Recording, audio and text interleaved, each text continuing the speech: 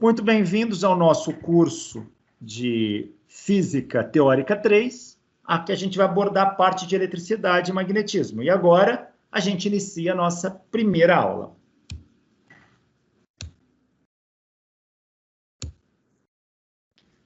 Eletromagnetismo é um nome geral que a gente dá para essa disciplina. Porém, eletromagnetismo ele usa uma matemática mais profunda. O assunto é o mesmo. Se vocês perguntarem o que nós estamos estudando aqui, eletromagnetismo. Porém, a disciplina de eletromagnetismo, ela usa um formalismo matemático mais avançado. Mas o assunto é o mesmo.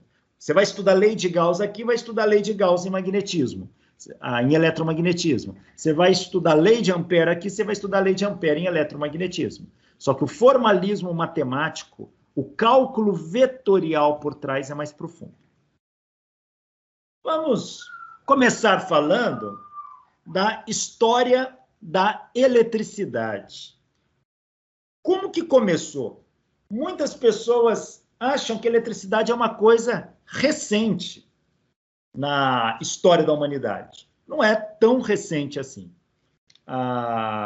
Claro, o uso da eletricidade para proveitos residenciais e industriais, isso é recente. Mas o fenômeno da eletricidade, o estudo do fenômeno, já é relativamente antigo. A gente começa a falar, talvez o primeiro tratado conhecido de eletricidade se deve a Tales de Mileto. Tales de Mileto era um filósofo grego.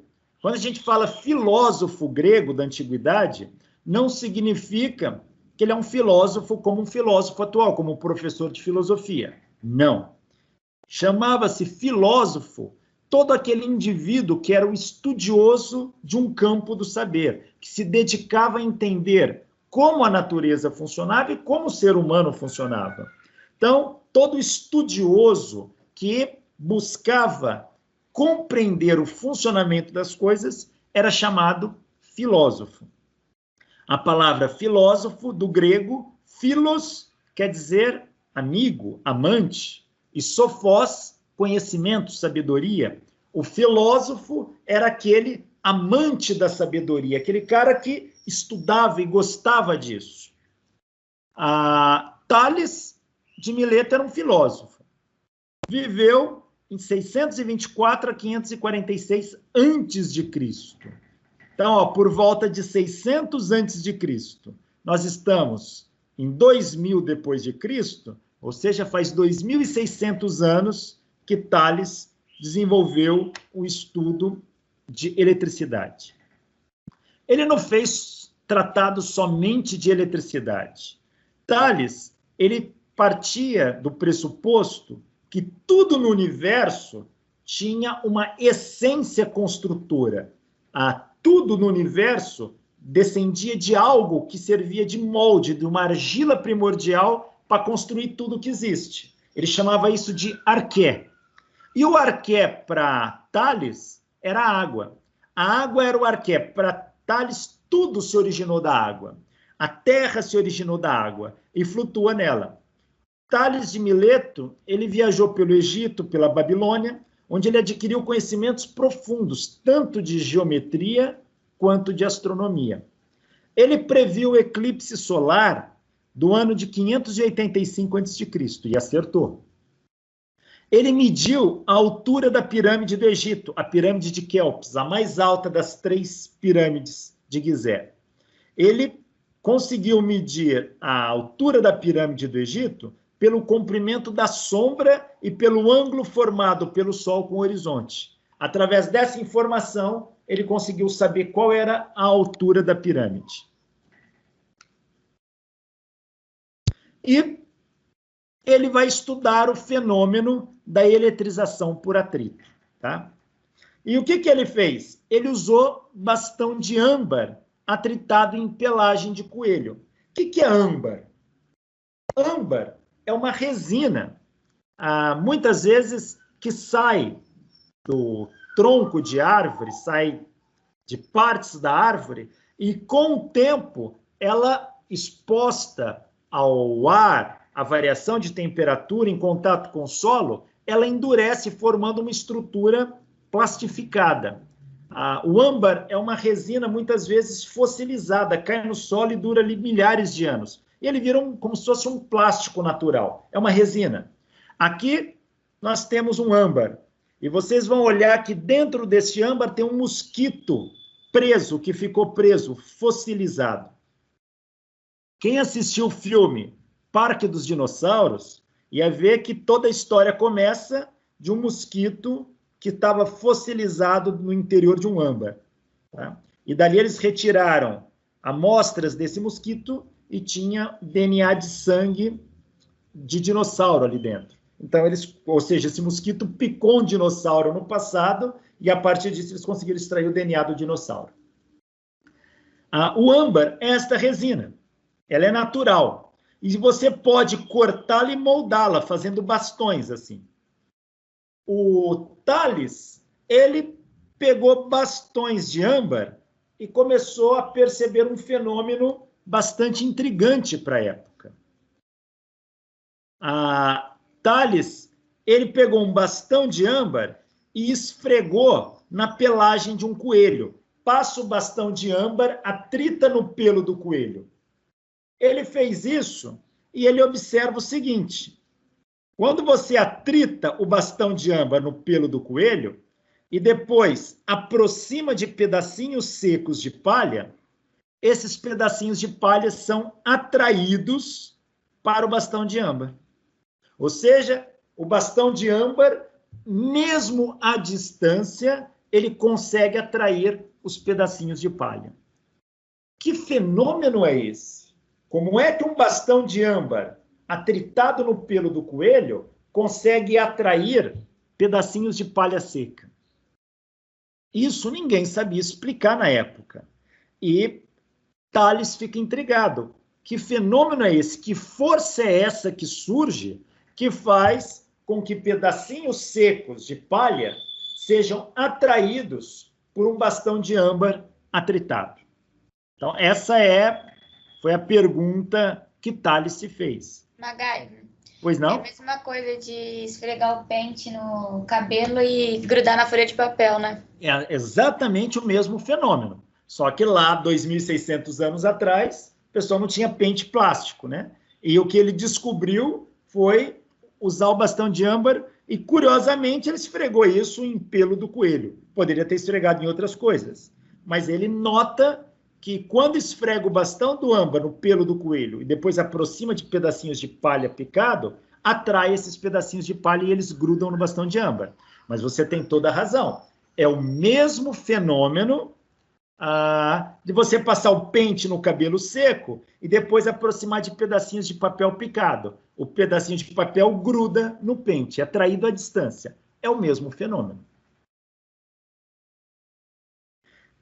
O que Tales vai concluir? Ele só conseguia observar isso com âmbar. Ele não conseguiu observar esse fenômeno com outros materiais. Então, a conclusão de Tales é que essa força atrativa é uma propriedade exclusiva do âmbar.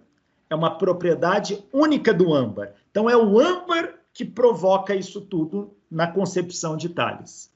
Então, para ele, o âmbar é o responsável em criar essa força. Isso é uma propriedade do próprio âmbar. Aliás, como que se fala âmbar em grego? Como que se fala âmbar em inglês? Âmbar em inglês, âmbar. Como que se fala âmbar em alemão? Âmbar. Como se fala âmbar em japonês? Âmbaro. Mentira, brincadeira. Eu não sei falar âmbar nem em inglês, nem em alemão, nem em japonês. Mas em grego eu sei. Âmbar em grego é assim.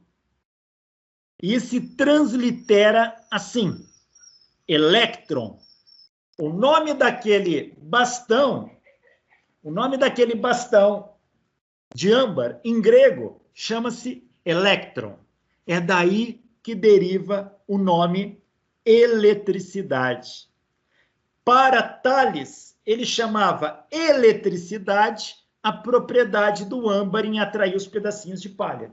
Então, o nome eletricidade sai do nome do âmbar. Âmbar em grego é elétron.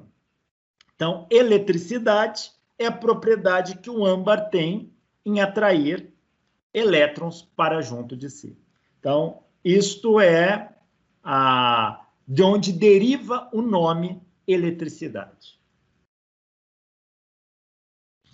Tales percebeu mais que se eu esfregar um bastão de âmbar no pelo de um coelho e pegar outro bastão de âmbar parecido com o primeiro e esfregar num outro coelho parecido com o primeiro, vou notar o seguinte: entre o primeiro coelho e o primeiro bastão de âmbar, surge uma força atrativa. O âmbar não atrai só pedacinhos de palha, ele atrai o pelo do coelho também. Você segurando, você até sente essa atração.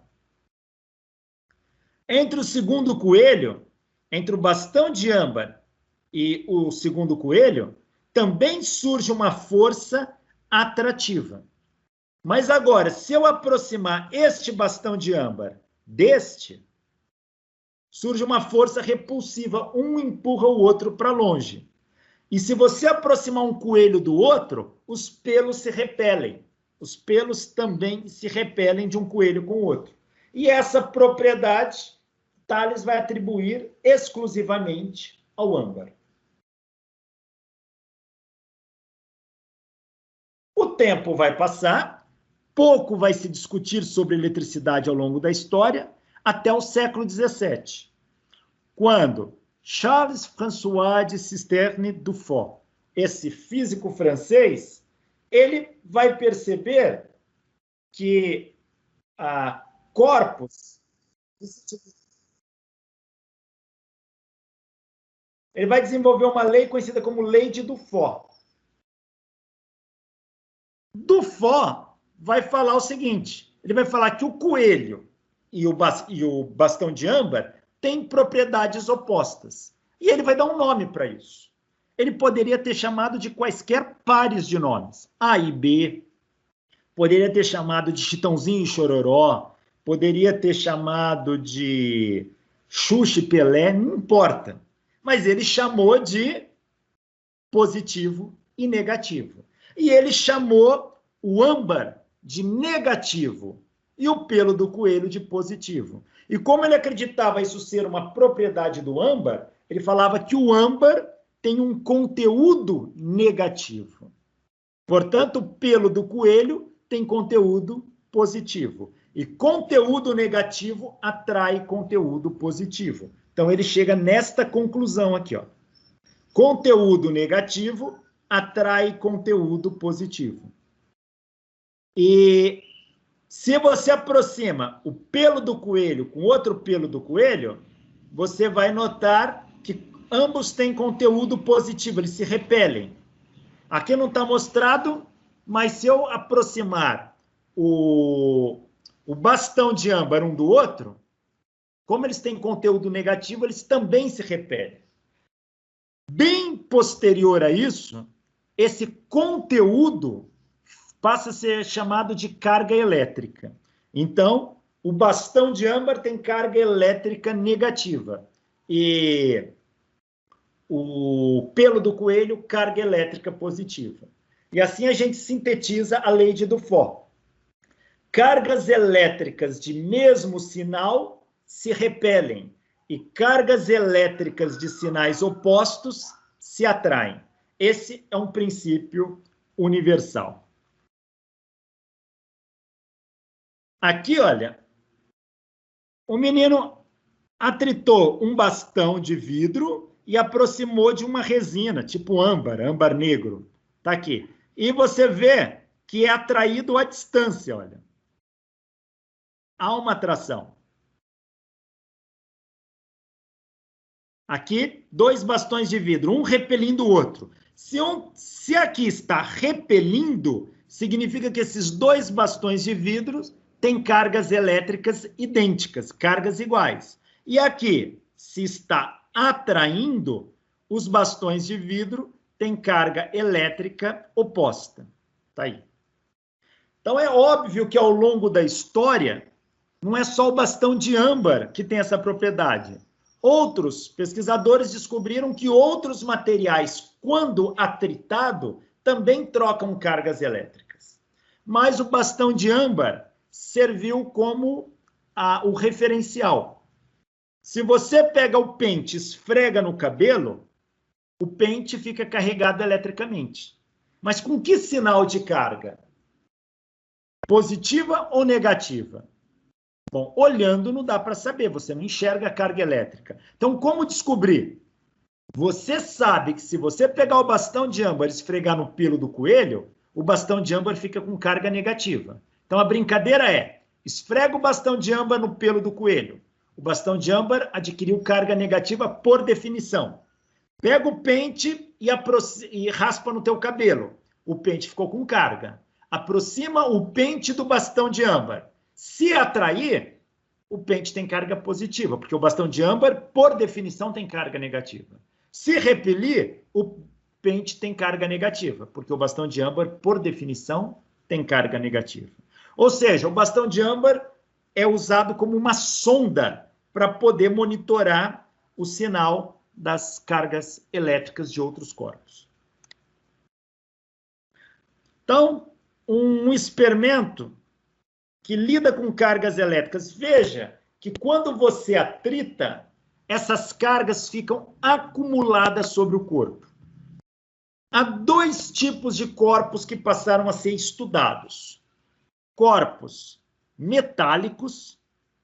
Quando você atrita o bastão de âmbar e encosta num corpo metálico, as cargas são transferidas para toda a superfície do metal. Essa é uma característica do metal. Mas existem materiais ditos isolantes, como madeira, como algumas resinas, como lã, enfim. Percebeu-se que quando você encosta o bastão de âmbar num material isolante, as cargas não se distribuem em toda a superfície do material, somente no ponto de contato. Então, o pessoal começou a criar experimentos tipo pêndulo, um pêndulo eletrostático. O que é um pêndulo eletrostático? É um fio de seda com uma bolinha presa na ponta, isolante. Aí, o que você faz? Você pega um bastão de âmbar, atrita no pelo do coelho e aproxima da bolinha. Quando aproxima, ou você atrita a bolinha também, a bolinha ganha uma carga. Quando aproxima, se a carga da bolinha for positiva, ela é atraída pelo bastão de âmbar. Se for negativa, ela é repelida pelo bastão de âmbar. Essas cargas que ficam acumuladas no corpo, elas não entram em movimento, elas ficam paradinhas, elas ficam em equilíbrio estático. Então, este fenômeno é chamado de carga eletrostática. E o estudo das cargas eletrostáticas é um ramo da eletricidade chamado eletrostática. Então, o que nós vamos estudar aqui, que já começamos a estudar, é a parte de eletrostática. Quando a gente estudar cargas elétricas em movimento ordenado, aí as cargas estão sujeitas à ação de forças, forças que aceleram elas. Então, aí vem as leis da dinâmica. E a gente passa a chamar o estudo de cargas elétricas em movimento ordenado de eletrodinâmica. Depois a gente vai estudar o magnetismo, as propriedades de campo magnético gerado por cargas, por exemplo, em repouso. A gente chama de magnetostática. E depois a gente vai estudar campos magnéticos produzidos por cargas elétricas em movimento. A gente vai chamar isso de magnetodinâmica. E depois a gente vai estudar a interação entre os fenômenos elétricos e magnéticos, que a gente chama de eletromagnetismo.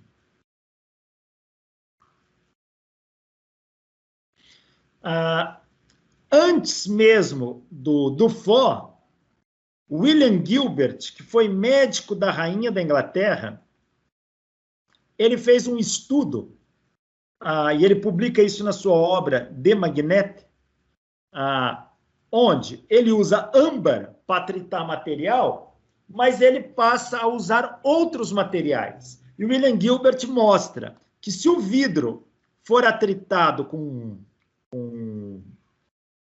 lã, o vidro fica carregado eletricamente. Se você pegar enxofre e atritar com vidro, ele também carrega. E, enfim, vai ter uma sequência de materiais que, atritando um com o outro, um material troca carga elétrica com o outro. Sempre que você atrita dois materiais, um obrigatoriamente fica com carga negativa e outro obrigatoriamente fica com carga positiva. Quem vai ficar com carga negativa ou positiva, você precisa do bastão de âmbar para testar. Benjamin Franklin, um cientista norte-americano e estadista que participou da campanha da independência dos Estados Unidos, foi um dos construtores da primeira Constituição norte-americana. Ele era um estudioso de fenômenos elétricos. E ele vai pegar aquele conteúdo elétrico negativo e positivo que o Dufour falava, e ele vai perceber que esse conteúdo tem propriedade fluida. Se você pega um fio metálico, pega o bastão de âmbar e toca numa extremidade do fio, é como se aquela propriedade se distribuísse ao longo de todo o fio, como se o fio conduzisse aquela propriedade elétrica, tal como uma mangueira conduz água. Então, ele vai falar que esse conteúdo elétrico tem características de um fluido. E ele vai chamar isso de fluido elétrico. E vai surgir todo um tratado de mecânica dos fluidos para entender essas propriedades elétricas. Então, daí vai surgir o nome fluido positivo e fluido negativo, que depois vai ser substituído pelo nome de carga positiva e carga negativa. De onde que vem a carga elétrica, hein? De onde que surge essa carga elétrica? Bom, essa carga elétrica vem dos átomos. O que é um átomo? Bom, um átomo é uma estrutura que compõe a matéria, talvez a menor subdivisão da matéria. Os átomos, ele contém um núcleo e contém uma região que possui elétrons, chamada de eletrosfera. Então, um átomo, ele possui duas regiões. Um núcleo, que é a parte central dele, e uma eletrosfera, onde se localizam os elétrons. No núcleo do átomo, nós temos... Opa, tocou o telefone. No núcleo do átomo, nós temos duas partículas que formam ali. Prótons e nêutrons. E na eletrosfera, nós temos elétrons. O que se percebeu, depois de muito estudo, é que quando você atrita o bastão de âmbar no pelo do coelho, o que ele ganha são essas partículazinhas que estão aqui em volta do átomo, tá? Girando em torno do núcleo do átomo, que são chamados de elétrons. Em volta do átomo, não, em volta do núcleo do átomo. São os elétrons. Então, os elétrons são os responsáveis por dar aquela carga negativa ao bastão de âmbar, tá? E perceberam que o núcleo do átomo contém dois tipos de partícula. Uma partícula de carga positiva, chamada de próton, e uma partícula sem carga, que deram o nome de nêutron. Ela é neutra, ela é sem carga. Então, o átomo básico, ele contém duas regiões, núcleo e eletrosfera. No núcleo, tem dois tipos de partículas, prótons e nêutrons. Na eletrosfera, só tem um tipo de partícula, elétrons. O próton tem carga elétrica positiva. O nêutron não tem carga elétrica. E os elétrons têm carga elétrica negativa. Os elétrons giram em volta do núcleo. Os elétrons orbitam o núcleo.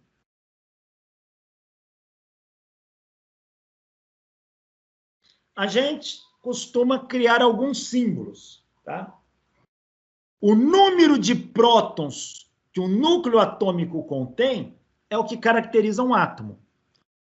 Todo átomo que tiver um próton vai ser chamado de hidrogênio.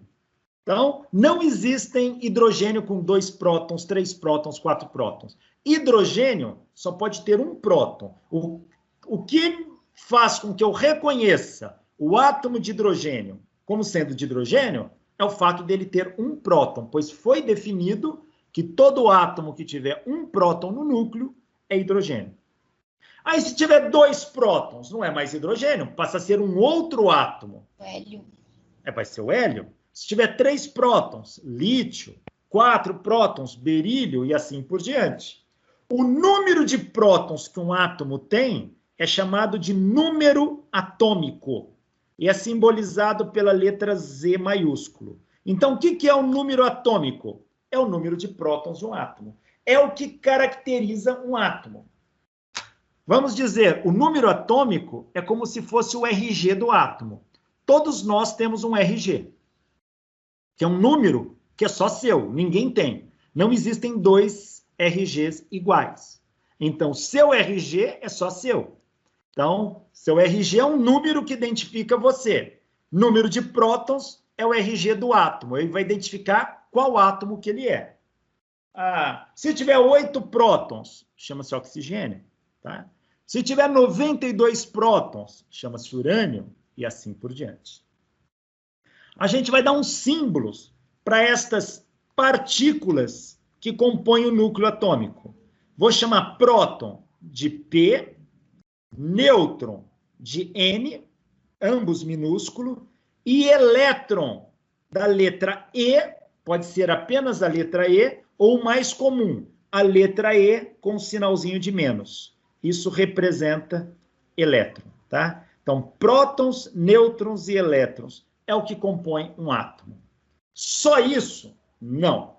Átomo, ele pode formar no seu interior dezenas de outras partículas. E por que eu falo formar? Porque necessariamente elas não estão ali, mas nessas interações nascem novas partículas. Você tem neutrino, você tem meson, você tem várias outras partículas que podem surgir aí no meio. Fótons, enfim. Então, o átomo, na sua essência, é muito mais complexo do que isso. Mas essas partículas são interessantes para a gente começar a falar delas. A gente vai falar muito de próton e de elétron. O átomo, por definição, ele é eletricamente nêutron. O que quer dizer isso? O número de cargas negativas é igual ao número de cargas positivas. O número de cargas positivas, quem é positivo? Próton. Quem é negativo? Elétron. Então, num átomo, o número de prótons é igual ao número de elétrons. O número de prótons é um número atômico. Então, o número atômico, que é o número de prótons, ele é exatamente igual ao número de elétrons no átomo. Ou seja, átomo não tem carga elétrica. Quando a gente fala que não tem carga elétrica, não é que não exista carga nele, é que a soma das cargas elétricas dá zero. Então, falamos que um átomo não é carregado eletricamente. Tá? Agora, eu posso transformar um átomo e deixá-lo carregado eletricamente? Isso é possível? Sim, isso é perfeitamente possível. Tá? Muitas vezes, quando você atrita corpos, como atritar o bastão de âmbar no pelo do coelho, o que você está fazendo? Você está carregando esses átomos. Você está deixando o átomo com carga elétrica. E todo átomo que estiver carregado eletricamente recebe um nome agora. Ele passa a se chamar íon. O que é um íon? É um átomo carregado eletricamente. Olha este átomo. o número de prótons dele é igual ao número de elétrons. Número de prótons, então ele é eletricamente neutro. Agora, o que acontece se, por alguma razão, o número de prótons for diferente do número de elétrons? Ele não fica mais neutro.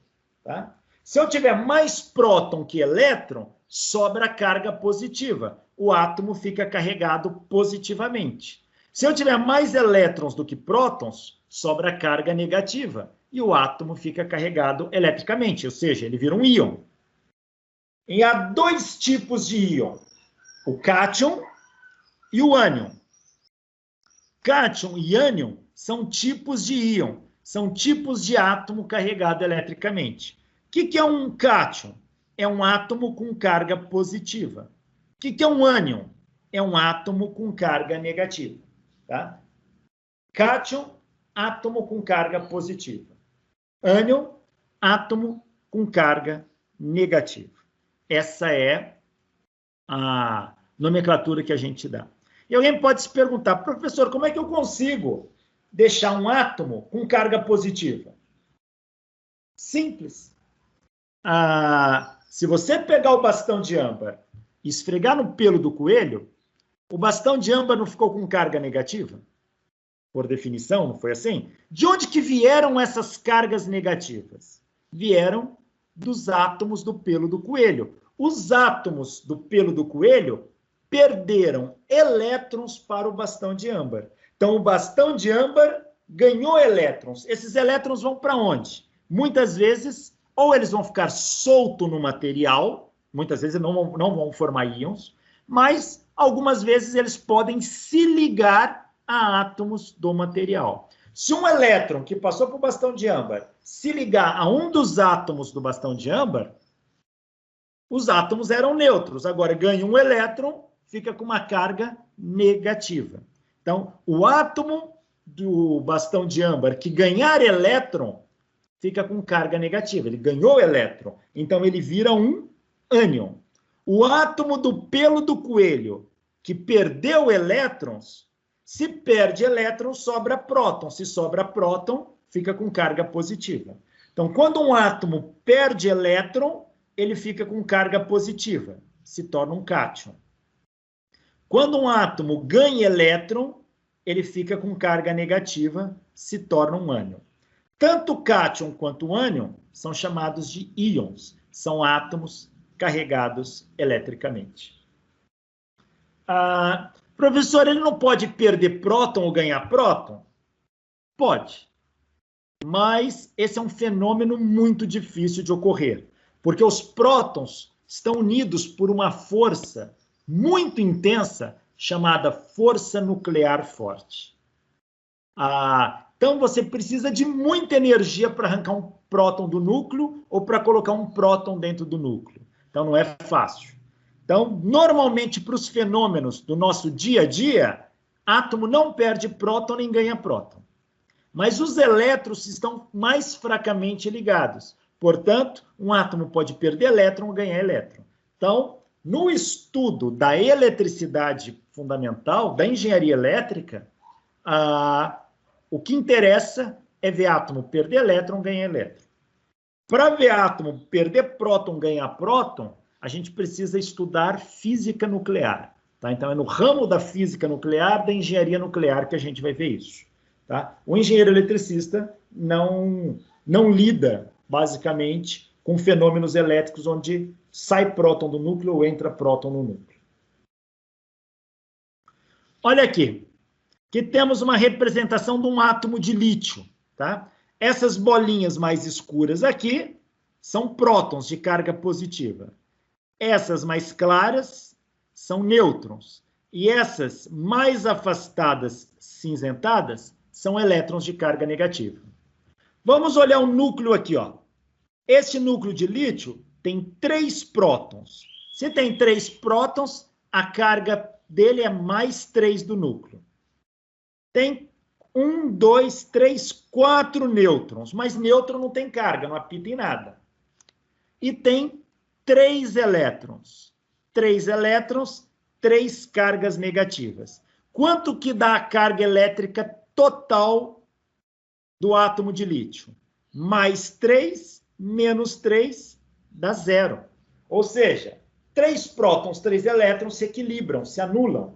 Se anular em eletricidade quer dizer se equilibrar. Então, a carga líquida resultante é 0. Agora, imagine que você atritou um bastão de âmbar onde tinha um lítio ali. E elétron saiu do átomo de lítio e foi para o bastão de âmbar. Então, esse átomo de lítio perdeu elétrons. O átomo de lítio perdeu elétrons. Se o átomo de lítio perdeu elétrons, prótons não saem. Ele continua com 3 prótons, carga mais 3, continua com 4 nêutrons, carga 0, mas agora só tem 2 elétrons. Então, ele fica com carga menos 2. Quanto que dá a carga líquida resultante? Soma tudo. Mais 3 menos 2 dá mais 1.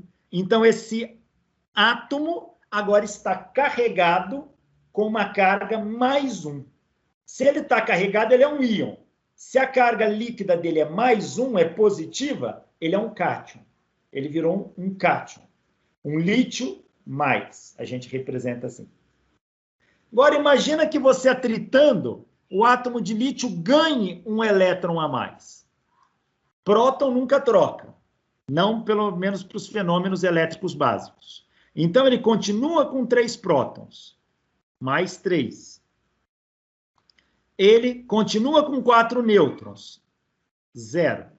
Mas agora ele tem 4 elétrons. Ele ganhou um elétron a mais. Se ele ganhou um elétron a mais, a carga é menos 4. A carga líquida resultante, mais 3 menos 4, dá menos 1. Então, aqui, o átomo fica com carga menos 1. Se o átomo ficou com carga, ficou carregado, ele se transformou num íon de lítio.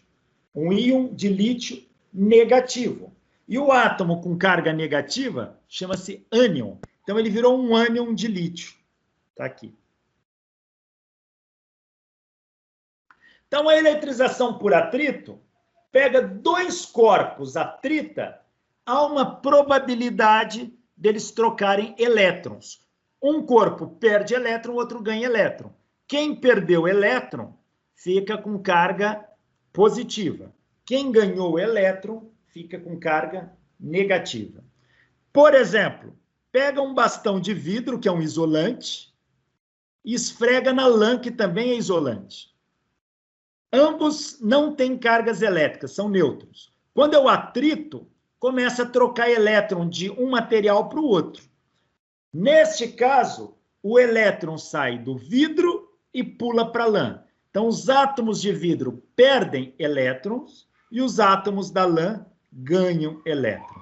Se os átomos de vidro perdem elétron, o vidro fica com uma carga positiva. Se a lã ganha elétron, a lã fica com uma carga negativa.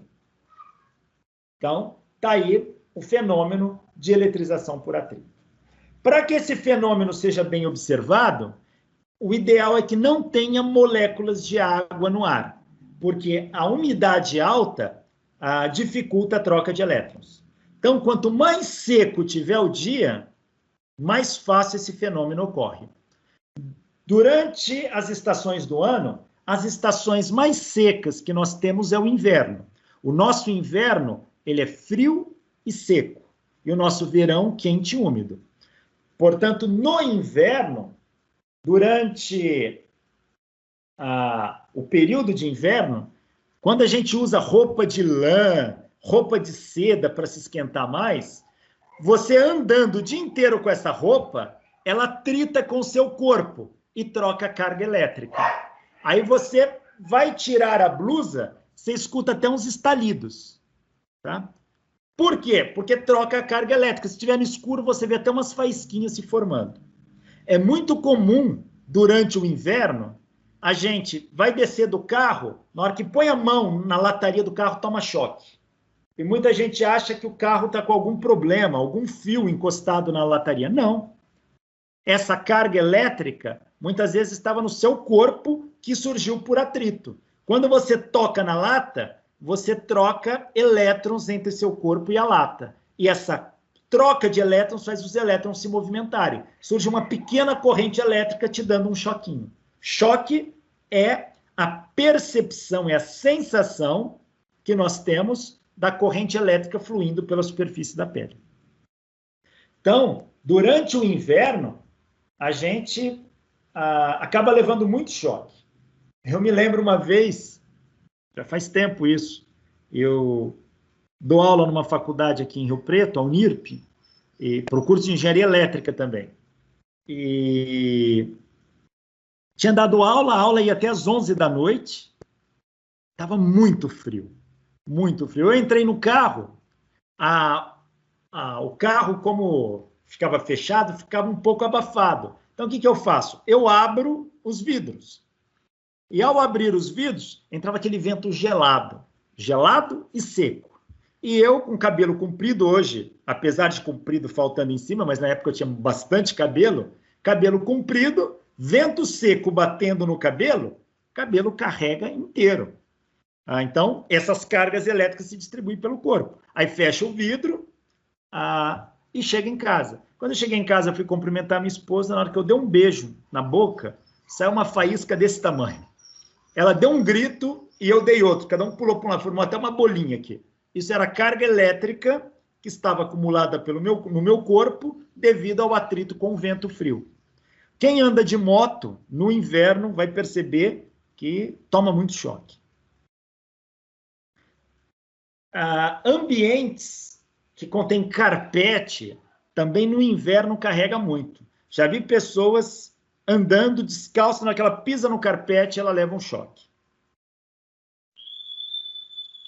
Aqui uma foto, essa moça atritou a bexiga no cabelo, trocou carga elétrica com o cabelo e depois aproximou. Quando aproxima, como um tem carga positiva, outro negativa, um atrai o outro, o cabelo ficou todo arrepiado aqui, ó.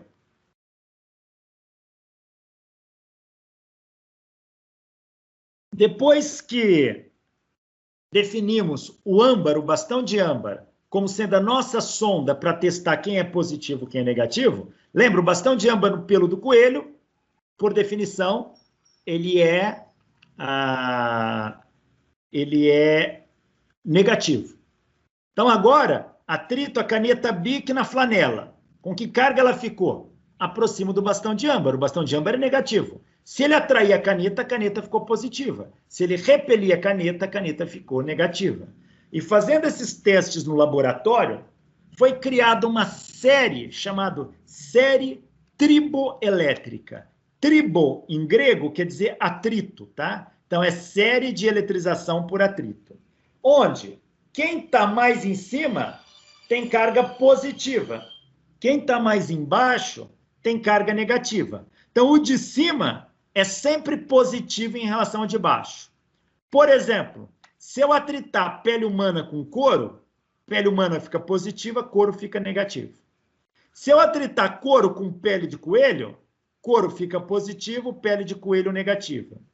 Se eu atritar vidro com lã, vidro fica positivo, lã fica negativo. Se eu atritar âmbar com pelo de coelho fica positivo, âmbar fica negativo. Se eu atritar isopor com papel, o papel fica positivo, isopor fica negativo. Se eu atritar teflon com isopor, isopor fica positivo, teflon fica negativo. Assim, hoje você tem tabelas e tabelas de materiais onde a gente já conhece quem fica positivo e quem fica negativo, quem atritando com quem. Professor, pois não? Essa ideia de eletrização por atrito, ela acontece também quando a gente está jogando basquete e bate muitas vezes a bola no chão, e aí você vai relar em uma pessoa que está jogando e geralmente você leva um choque. Veja, a bola de basquete, ela é um isolante, tá? Se ela estiver batendo no chão e o ambiente estiver seco, muito seco, não estiver úmido, ela pode trocar carga com o solo. E ela vem carregada. Vindo carregada, conforme você põe a mão na bola de basquete, as cargas passam para o seu corpo. Aí teu corpo fica carregado. Como você está com um sapato, geralmente com solado de borracha, ele te isola do solo. Então a carga fica no teu corpo. Quando você toca num colega, a carga passa para o corpo do colega ou vice-versa. E aí você vai levar um choque. Então é isso que acontece mesmo. Tá? É muito mais comum do que as pessoas imaginam. Chega no inverno, isso acontece. Você, às vezes, tem aqueles plásticos, filmes que a gente usa na cozinha. Muitas vezes você pega aquele plástico, na hora que você desenrola, o atrito do plástico com plástico e ar acaba carregando. Então, capas plásticas que a gente muitas vezes usa para fazer trabalho escolar, quando você levanta a capa, você vê que ela trai a folha junta. Também acaba produzindo carga. Essas cargas elétricas são chamadas de carga eletrostática. Tá? Então, a carga eletrostática é aquela que vem de um processo de eletrização por atrito. Existe uma outra forma de carregar um corpo, chamado eletrização por contato. O que é eletrização por contato? Olha essa figura. Esse corpo está neutro, ele não tem carga elétrica alguma. Esse corpo já está carregado. E como que ele está carregado? Provavelmente você atritou o bastão de âmbar, passou carga para ele, não importa. Ele já tem carga. Se eu pegar o corpo B, que está com carga negativa, e encostar no corpo A, que está neutro, parte da carga do B é transferida por contato para o corpo A. E quando eu afastar o corpo B, os dois corpos agora vão ter cargas elétricas. Do mesmo sinal. Se o corpo B é positivo, o corpo A também fica com carga elétrica positiva. Tá? Então, se encostar um corpo carregado num corpo neutro, parte da carga passa para o corpo neutro. É o que você citou agora há pouco no exemplo do jogo de basquete. Se teu corpo está com carga e você encosta em alguém, parte da sua carga é transferida para outra pessoa por contato. E é essa transferência de carga elétrica que vai fazer a pequena corrente elétrica surgir, que nós chamamos de choque. Tá? Então, é o que você sente ali na hora. Então, resumindo, encostou dois corpos, as cargas se distribuem entre eles. E como que fica a carga dos corpos?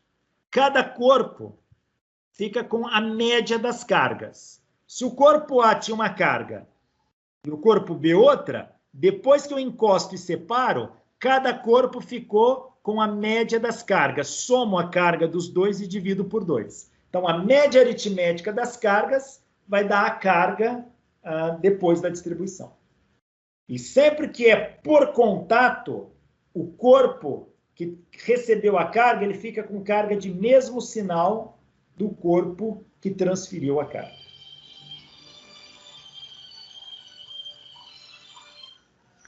Existe um outro tipo de eletrização chamado eletrização por indução. Este fenômeno ele é bem interessante, o fenômeno da eletrização por indução. O que é eletrização por indução? Imagine que eu tenho um corpo já carregado, um corpo A. Corpo A tem carga positiva. E o corpo B é neutro. O corpo B não tem carga a priori. Falar que ele não tem carga é dizer que a soma das cargas positivas e negativas no corpo B dá 0. Não é que não existe carga nele. Tem, mas o número de cargas positivas é igual ao número de cargas negativas. Então, o corpo B tem carga nula. Agora eu pego o corpo A e aproximo do B. Não encosto, eu só aproximo. Como o corpo A tem carga positiva, quando eu aproximar do B, o corpo A vai atrair as cargas negativas do corpo B. E as cargas negativas do corpo B vão se deslocar para o lado do corpo A. E as cargas positivas serão repelidas. Então, a aproximação do corpo A causa uma separação das cargas do corpo B. Ele continua neutro. Aqui eu tenho 1, 2, 3, 4, 5. Aqui eu tenho 1, 2, 3, 4, 5. 5 cargas negativas mais 5 cargas positivas dá 0. Ele continua sendo neutro, mas eu separei as cargas. Ele continua dando 0, mas as cargas negativas estão para a esquerda e as cargas positivas para a direita. Se eu afastar o corpo, as cargas negativas e positivas do corpo B voltam a se juntar. Se eu aproximar o corpo A, elas voltam a se separar. Então, eu só aproximei o corpo A. E o corpo A induziu uma separação de cargas. Por isso, o corpo A é chamado de indutor. Agora, o que acontece se alguém tocar no corpo B, aqui do lado oposto à esfera A? Veja, quando você tocar aqui, essas cargas tendem a se distribuir junto com você. Se ela é carga positiva e está no átomo, carga positiva não sai do núcleo. Mas cargas negativas costumam sair. Então, o que vai acontecer? Quando eu tocar, para equilibrar essas cargas, cargas negativas vão sair do seu corpo e vão passar para cá. E vão neutralizar essas cargas aqui, ó. Neutralizando essas cargas, o que acontece agora se eu separo o corpo A? Essas foram neutralizadas. Agora eu separo, a carga negativa vai voltar para encontrar sua carga positiva, mas não tem mais, que ela foi neutralizada. Em outras palavras, sobra carga positiva nesse corpo. Então, esse corpo adquire uma carga elétrica positiva. Primeiro eu tenho que encostar, depois tem que separar a mão, não posso ficar encostado, não. Aí separo, porque eu já neutralizei a parte positiva. A parte negativa se distribui pelo corpo B. E o corpo B fica agora com uma carga oposta do corpo indutor A. Deixa eu mostrar de uma outra forma, aqui fica mais didático. O experimento é o seguinte: uma esfera metálica e um suporte isolante. Está aqui. Imagina que eu pegue um bastão com carga negativa. Aqui eu tinha usado positiva. Pego um bastão com carga negativa e aproximo da esfera metálica neutra. Ao aproximar o bastão da esfera neutra, ele vai induzir uma separação das cargas. As positivas ficam para o lado do bastão, as negativas ficam repelidas pelo bastão. Então, esse lado fica com falta de elétrons, esse lado fica com excesso de elétrons. Não encostei o bastão, eu só aproximei. Agora, o que eu faço? Eu conecto um fio aqui, ligando ao solo. A gente chama isso de fio terra. O fio terra conecta o corpo ao solo. Como essas cargas positivas estão sendo equilibradas pela carga do bastão, então aqui não acontece nada. Mas quando eu ligo um fio ao solo é o planeta Terra. A Terra, ela é um mar de cargas elétricas. Ela tem estoque mais estoque de cargas elétricas. Então, a carga, a Terra é um excelente emissor e um excelente absorvedor de cargas elétricas. Se o corpo tem excesso de elétrons aqui, ó, que não estão equilibrados com ninguém, quando eu coloco um fio ligado à Terra, esses elétrons descem pelo fio e a Terra absorve isso. Então, o fio terra, ele tem a capacidade de absorver as cargas que não estão equilibradas.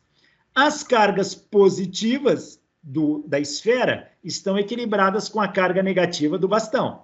Mas a carga negativa da esfera não está equilibrada com ninguém. Então, quando você conecta um fio terra, o planeta Terra absorve essas cargas elétricas. Agora que ficou sem carga, o que eu faço? Elas vão para o solo. Agora eu afasto o bastão.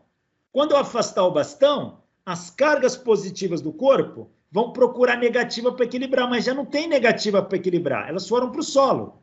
Então, sobra carga positiva no corpo. Então, essa é uma eletrização por indução. O bastão negativo induziu na esfera neutra uma carga elétrica positiva. Na indução, o processo de indução, o sinal da carga adquirida é contrário da carga do indutor. E precisa do fio terra. Eu tenho que colocar o fio terra, depois eu tenho que desligar o fio terra. Esta mão aqui em contato está fazendo o papel de um fio terra. Então, aqui a eletrização por indução. Pego o bastão negativo, quando eu aproximo, eu causo uma separação das cargas. As positivas ficam equilibradas com o bastão. 3 cargas negativas, 3 cargas positivas. As cargas negativas demais são repelidas ali. Quando eu ligo terra, o terra vai roubar pelo menos 3 cargas negativas para equilibrar isso. Agora eu corto o fio terra e afasto o bastão. Vai sobrar mais carga positiva do que negativa, o corpo ficou com carga elétrica positiva. O fio terra é aquele que liga o corpo ao solo. Papel do fio terra: equilibrar os excessos de cargas que estão desequilibradas, tá? Então aqui, olha, nós temos um fio terra. O símbolo para fio terra é esse aqui. 3 tracinhos que vão diminuindo, ó. Maior, menor e menor. Isto é um fio terra, tá?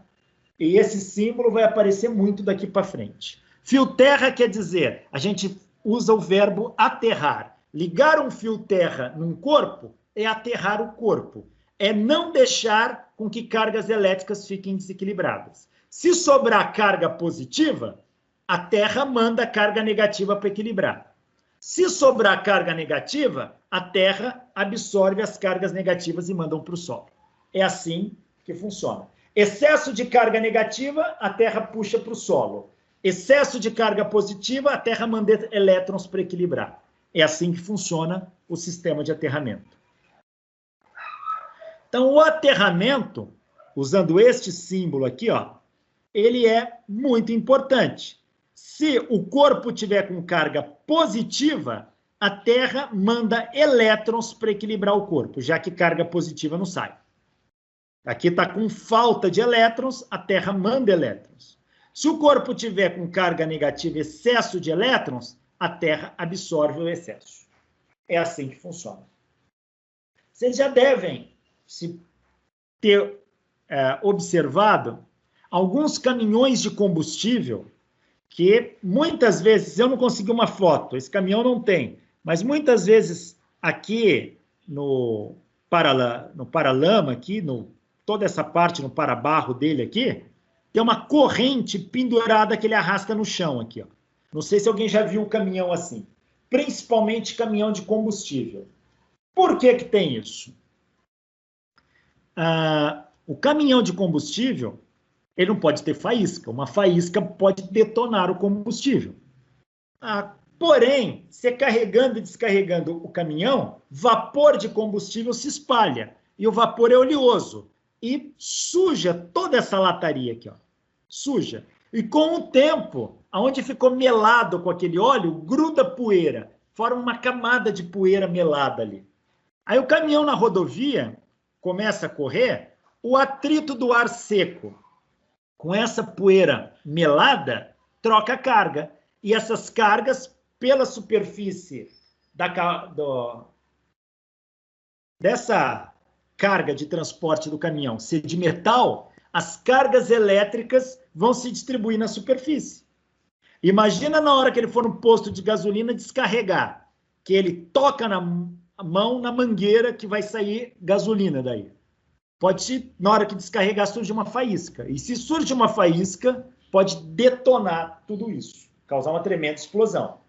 Então, os caminhoneiros, para descarregar o caminhão, eles amarravam uma corrente daqui do tanque, arrastando pelo chão, pela rodovia. Conforme essa corrente está em contato com o solo, o excesso de cargas, ela dá vazamento, funcionando como um fio terra.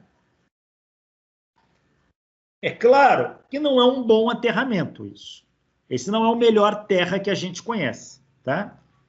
Para aterrar existem técnicas que a gente, depois de muito estudar, viu quais foram as melhores formas de aterramento. Existe hoje um aparelho chamado terrômetro, que você coloca ele no solo para medir a resistência elétrica do solo. e através da resistência elétrica do solo, ele vai dizer para você se é um bom terra ou não aquele solo. Nem todo solo aterra bem, tá? Então, às vezes você tem que preparar o solo. Mas uma coisa é fato, ao se ligar um condutor eletrizado à terra, ele perde a sua eletrização. Então, ele neutraliza, o planeta Terra neutraliza qualquer corpo. Uma coisa interessante, deixa eu mudar a tela aqui. Deixa eu alterar a tela aqui.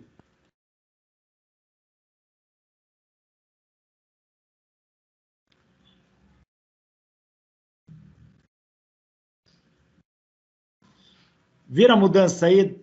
Tá vendo a tela anterior que eu tinha montado? Consegue enxergar? Sim. Ok, deixa eu limpar.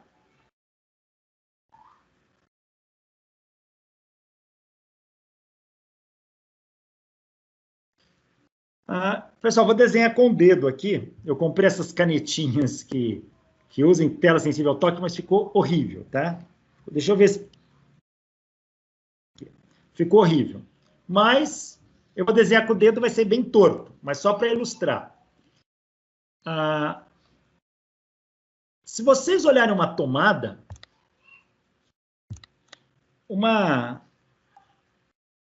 Ué, cadê eu? Não, não é isso que eu quero. Se vocês olharem uma tomada padrão, ela é um local assim, com 2 furos. Padrão. O que são esses furos? Um furo tem um fio que sai daqui e vai para subestação de energia elétrica.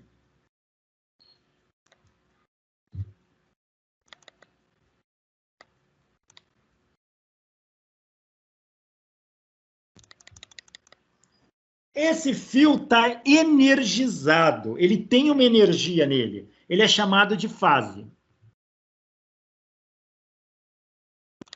Então, esse fio, ele está energizado. Ele vem pelo poste e vai até um dos furos da tomada da sua casa. O outro fio,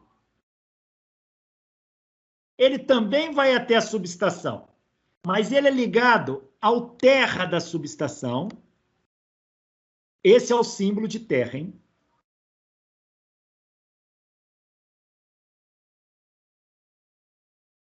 Ele está aterrado. E para garantir esse aterramento, em cada poste ou em cada tantos postes, ele se liga no terra do poste. O poste também tem um terra. Então, ele está totalmente aterrado aqui, ó. Este fio, ele não é um fio terra, apesar dele estar aterrado. Para que ele serve? Quando você conectar um equipamento aqui na tomada,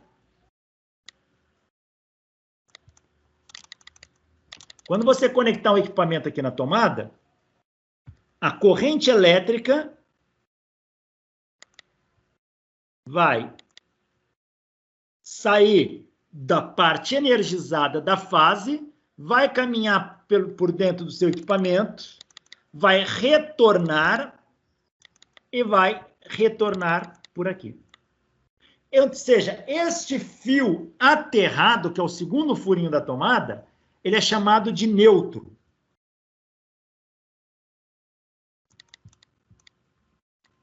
Ele é um fio de retorno. Então, você precisa desses dois, fase e neutro, para que você tenha corrente elétrica passando pelo equipamento que você conectar à tomada. Então, este aqui, ele é um sistema onde que a gente chama de monofásico, só tem uma fase associada. Existem outras instalações, não vou entrar em detalhes aqui, como bifásico, que você vai ter 2 fases, mas a corrente sai de uma e vai para outra, também da mesma forma, tá? Então, veja, o neutro da tomada, ele está aterrado nos postes e na subestação.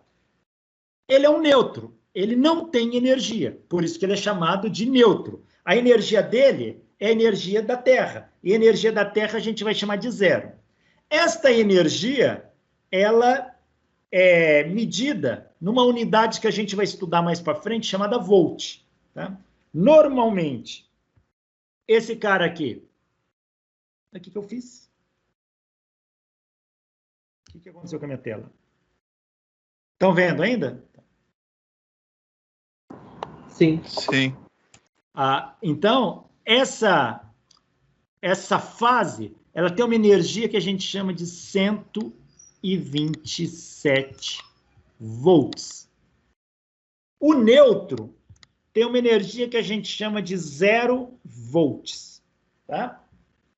E para que surja a corrente elétrica, tem que ter uma diferença de energia entre os dois polos da tomada. Um é de 127, outro é de 0, dá uma diferença de 127. E você passa a ter corrente fluindo aí. Porém, as tomadas modernas têm um terceiro pino, um terceiro furo. Então, como que é a tomada moderna? A tomada moderna, ela tem um terceiro furo, que ela é assim.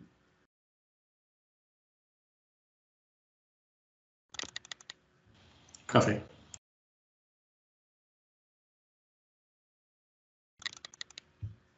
Então, ela tem 2 furos aqui. E ela tem um outro furo aqui. Ela tem 3 furos. 2 desses furos são para fazer a conexão da rede, uma fase e um neutro. Então, aqui você tem a fase. E aqui você tem o neutro. Então, tá aí. O terceiro furo é um terra. Esse terceiro furo, ele é o terra da sua residência. Então, esse terceiro furo, ele é o terra. Mas ele é o terra da sua residência. Qual é o papel desse terceiro furo? Garantir que não haja sobrecarga na rede. Sobrecarga é excesso de carga. Qualquer excesso vai ser puxado para a terra.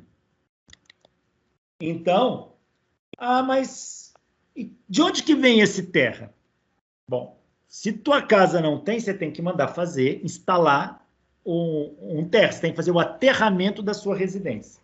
Hoje, a norma de construção civil e de engenharia elétrica também obriga que toda residência tenha terra, tá? Então, quando você faz hoje uma casa, ela já é projetada com aterramento. Mas as casas mais antigas não eram assim. Casa de 40, 50 anos atrás, não são. E a maioria das casas que a gente conhece são casas com mais de 30, 40 anos. Portanto, boa parte das casas ainda não tem sistema de aterramento próprio. Mas toda construção nova, ela precisa ter aterramento. E como é feito isso?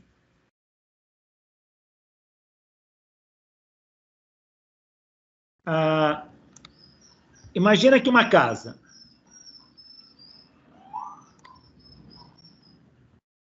Não é isso, ele corrige sozinho, quis fazer um quadrado, mas não, agora eu queria um torto. Ele corrigiu para mim.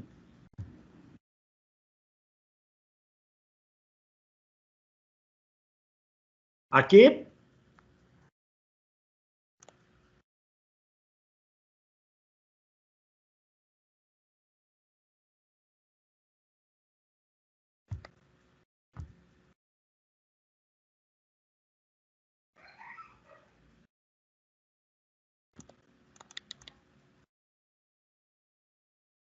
Como é que eu tiro isso aqui agora?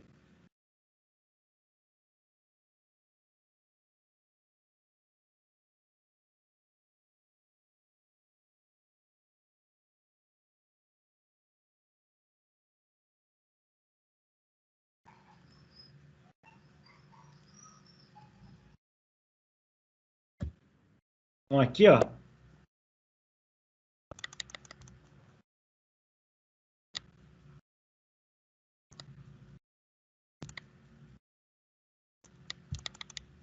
Opa, o que ele aprontou aqui? Tá aí.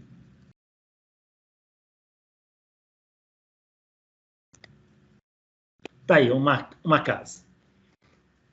Veja, a casa ela tem que ter um sistema de aterramento. Como que é feito isso? Porque você tem o quintal da casa.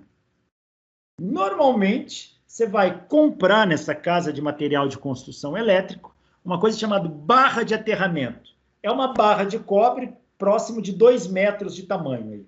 Entre 1 metro e pouco, 2 metros. Eu não sei o tamanho exato dela, mas ela é grande. É uma barra de cobre, parece uma agulha gigante.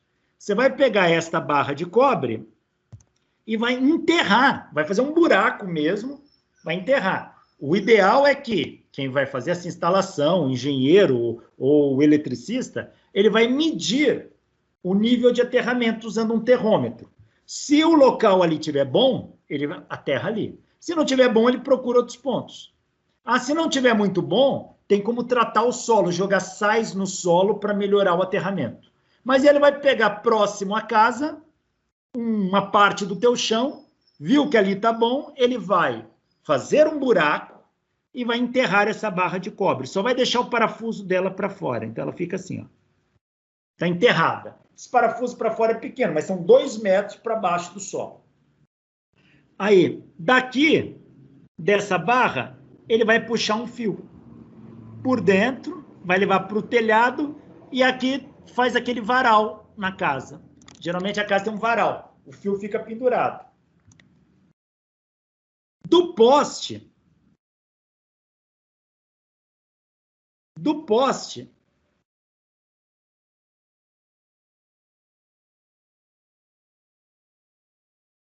vai entrar 2 fios aqui para sua casa. E ele vem para cá também. Um é o fase e o outro é o neutro.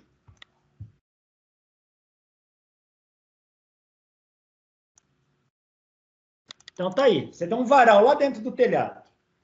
Como é que se faz a tomada? Uma tomada da parede da sua casa aqui, ó. Você vai puxar uma fase.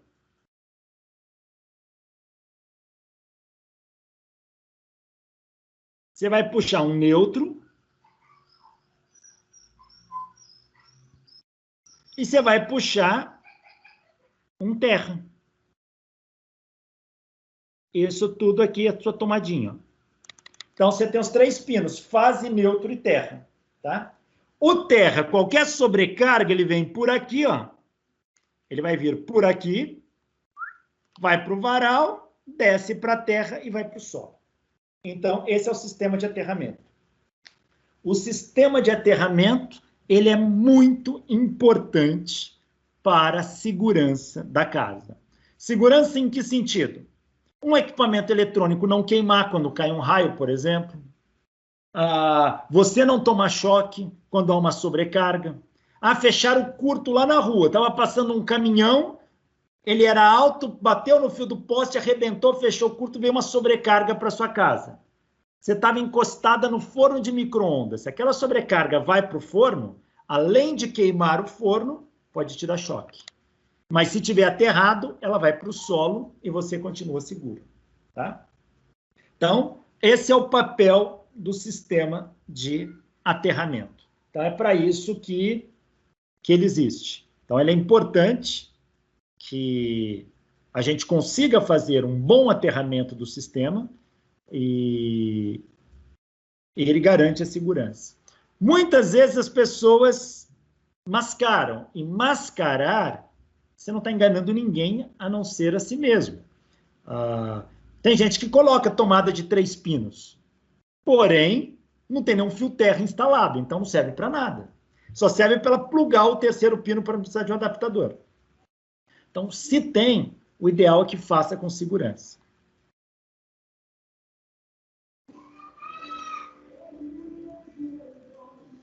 Eu não acredito. Vocês estão ouvindo, tem uma academia aqui ao lado da minha casa, ligar o som no último volume. Espero que não esteja atrapalhando. Para mim tá, mas...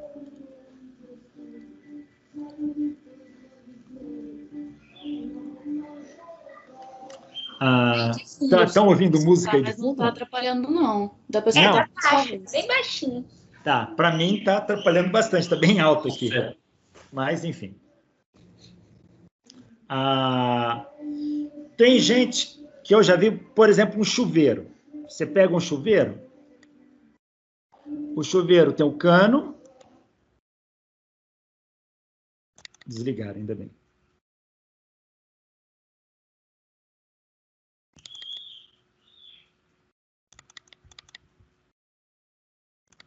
Aqui está o chuveiro. O chuveiro tem 2 fios. Ou um fase, um neutro, 2 fases que faz com que ele funcione. Tá? Então, vou desenhar de 2 cores aqui. Ó. Uma fase e um neutro.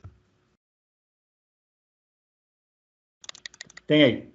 São os 2. Eu não estou usando nenhuma representação de cor de padrão de eletricidade de acordo com norma, tá? Mesmo porque eu nem sei isso, tá? Eu acho que o azul, geralmente, ele é destinado a terra ou a neutro. Mas, enfim, de qualquer maneira, esqueçam a cor. Só fiz cor para a gente diferenciar na tela. Então, imagina que esse aqui seja fase e esse aqui seja o neutro.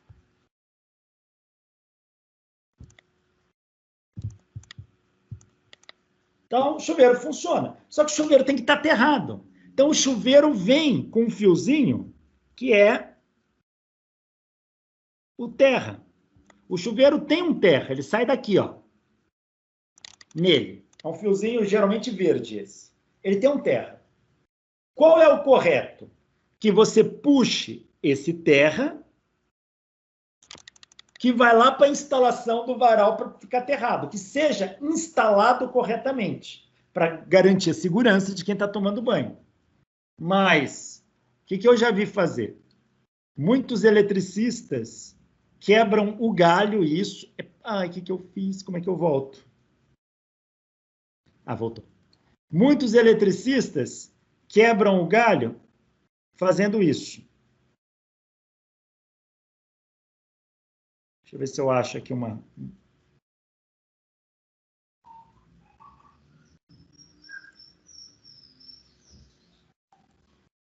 Eles quebram o galho fazendo isso.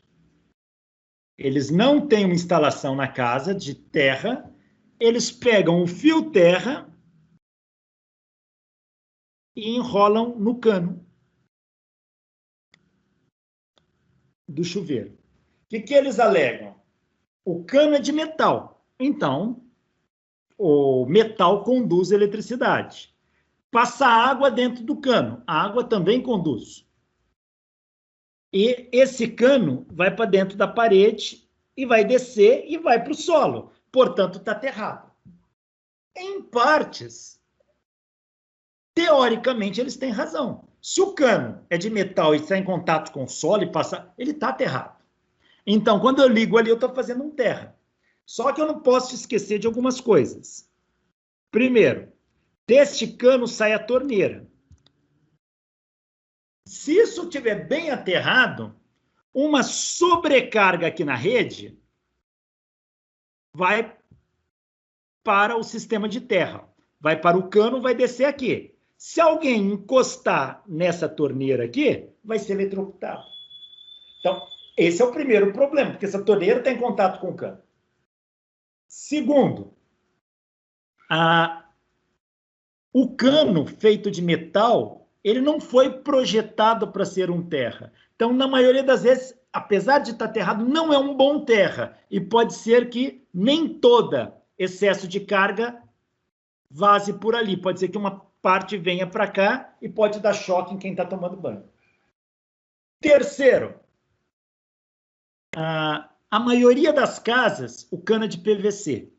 E o PVC não isola absolutamente ninguém daqui. Portanto, colocar num cano de PVC, você não tem nenhuma garantia, você não está aterrado. É como se o fio tivesse desligado, o que é um perigo. Outros acabam fazendo isso aqui.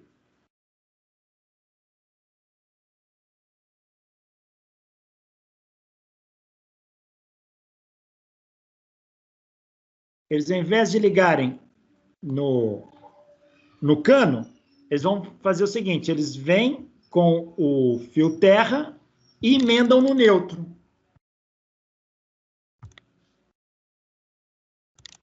Eles emendam no neutro aqui, ó. Bom, se o neutro não é um terra, é um terra. Se ele emenda ali, tá ok. É verdade. Quando você faz isso, de certa forma, você também aterrou. Mas o neutro não foi feito para ser um terra para garantir a segurança da residência. Ele está um terra que vai lá para o poste. Imagine que um menino empinando um pipa ou coisa do tipo, enrosque lá no fio do poste. E na hora que ele puxa, ele fecha curto entre uma fase com o neutro do poste. Na hora que toca, aquele neutro deixa de ser neutro. E isso aqui vai oferecer um perigo, porque se ele deixar de ser neutro, quem está aqui vai levar choque. Então, não é assim que se faz uma instalação elétrica. A segurança, existem padrões de segurança, existem normas de segurança, e elas precisam e devem ser obedecidas para garantir a segurança. Então, se o chuveiro tem um terra, a residência tem que ter uma instalação para esse terra do chuveiro adequado. Tá? É assim que funciona. Aí, se a casa for velha, se a casa for muito velha, você teria que fazer uma instalação toda. Ah, mas eu moro numa casa que é velha e moro de aluguel. Eu vou ter que mexer na instalação toda? Aí você vai ficar sem fase se você não mexer. Ou você tem que mexer, o dono da casa tem que mexer. Aí oferece muito perigo? Muito não, mas existe. Tá? Então, se você não aterrou esse chuveiro, hipótese alguma, não tome banho quando estiver tendo raio, trovoada, chuvas fortes, evite tomar banho. Se alguém estiver mexendo no poste da rua ali, evite tomar banho. Enfim, tá? Tem que ter o bom senso. Mas o correto é aterrar esse sistema. E um terra é um circuito para ser feito numa residência relativamente barato. Tá? Então, aterre, que é a forma segura de se fazer isso.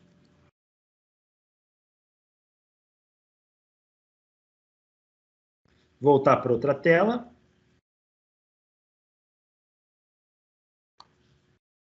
Alguém escreveu um café agora? Que horas são?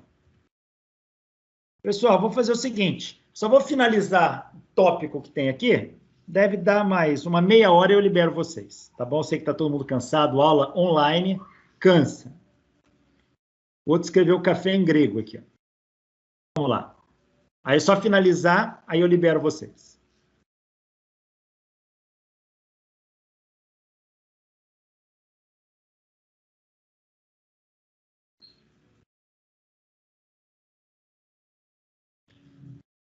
Estão vendo o slide aí novamente? Sim. Ok. Então, o aterramento, ao se ligar um condutor eletrizado à terra, ele perde a sua eletrização. Simples assim.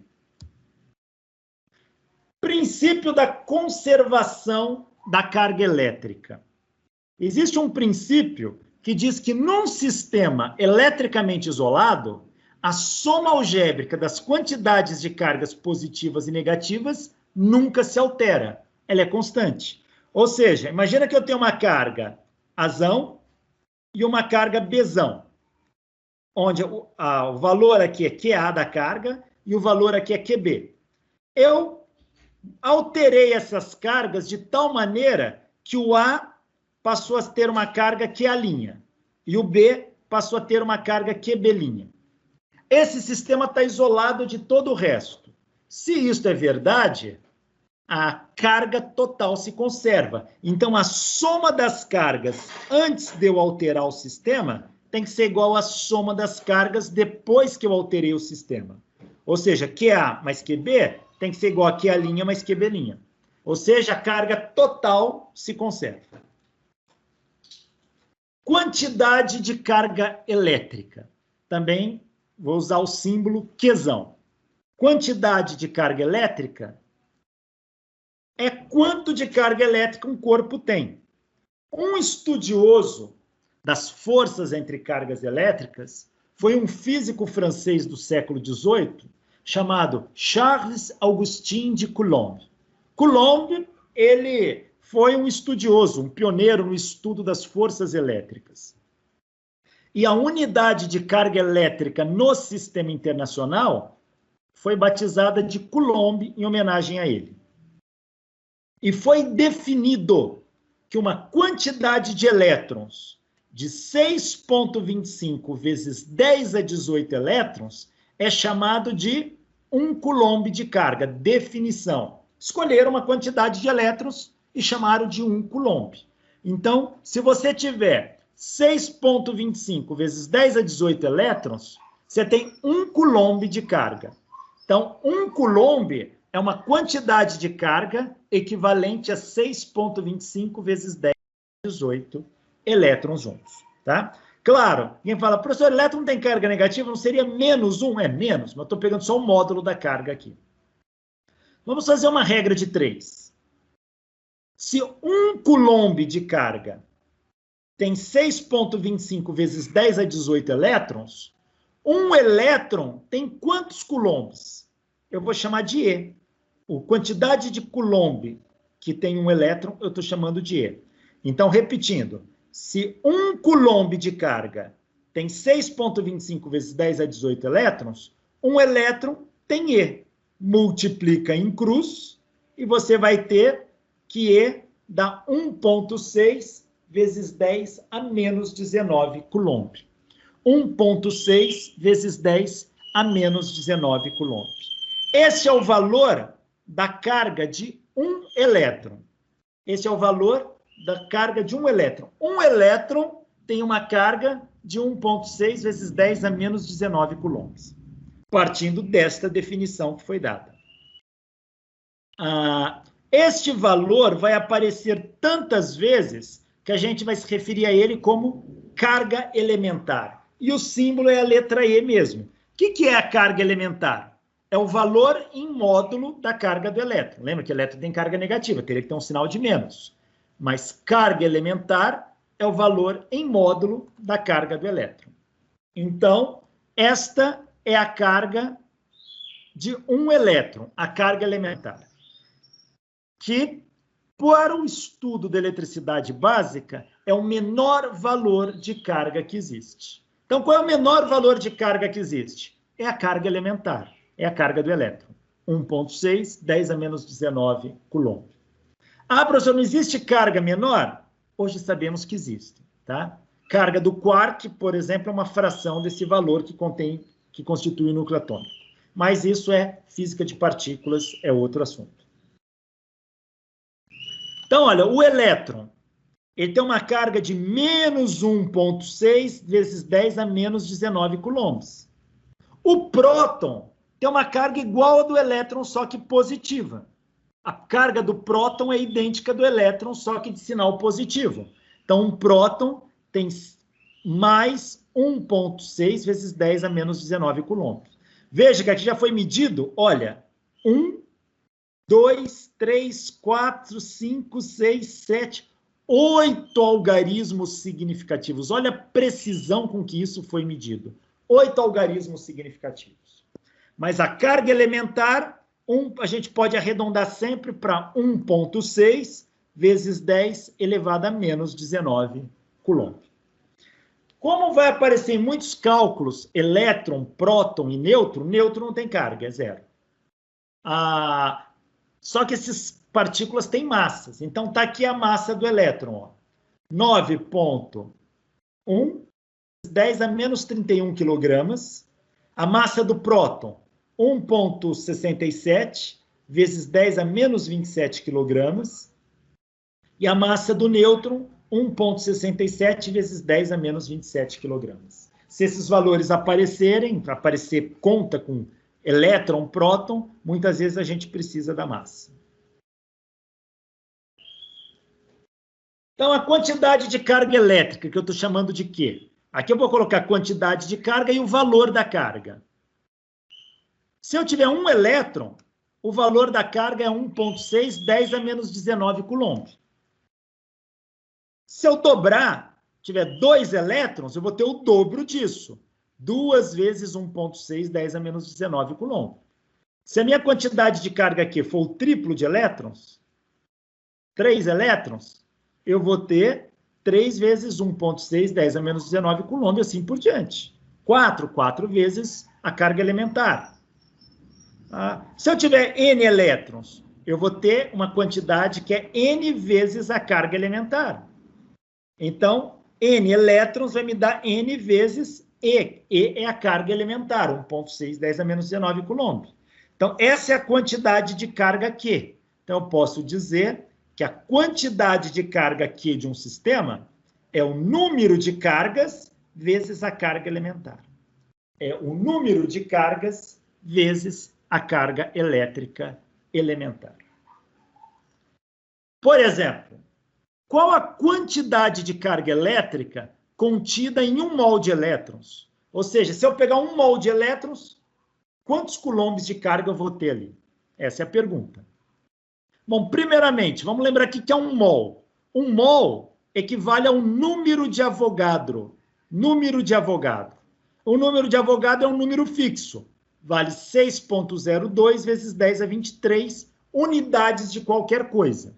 Do mesmo jeito que a gente fala que uma dezena vale 10. 10 o quê? Unidades de qualquer coisa. Uma centena vale 100. 100 o quê? 100 unidades de qualquer coisa. 1 milhar vale 1000. 1000 o quê? 1000 unidades de qualquer coisa. 1 mol vale 6,02 vezes 10 a 23 unidades de qualquer coisa. Você pode ir na feira pedir uma dúzia de laranjas, como você pode pedir 1 mol de laranjas. 1 mol de laranjas é o número de Avogadro de laranjas. É 6,02 vezes 10 a 23 laranjas. 1 mol de elétrons é o número de Avogadro de elétrons. O número de Avogadro é esse aqui, ó, 6,02 vezes 10 a 23 elétrons. Qual a quantidade de carga? Quantidade de carga é N vezes E. Quantidade de carga, N é o número de Avogadro. 6,02 vezes 10 a 23 elétrons. Vezes a carga elementar. 1,6, 10 a menos 19 coulomb. Então, Q vai dar 96.320 coulomb. Se eu pegar 1 mol de elétrons, eu estou pegando 96.320 coulomb de carga. Bom, na próxima aula, eu vou falar com vocês sobre o trabalho de Charles Augustin de Coulomb, falar da lei de Coulomb e o cálculo da força elétrica entre cargas elétricas. Esse é um assunto bastante interessante, mas é um assunto para a nossa próxima aula.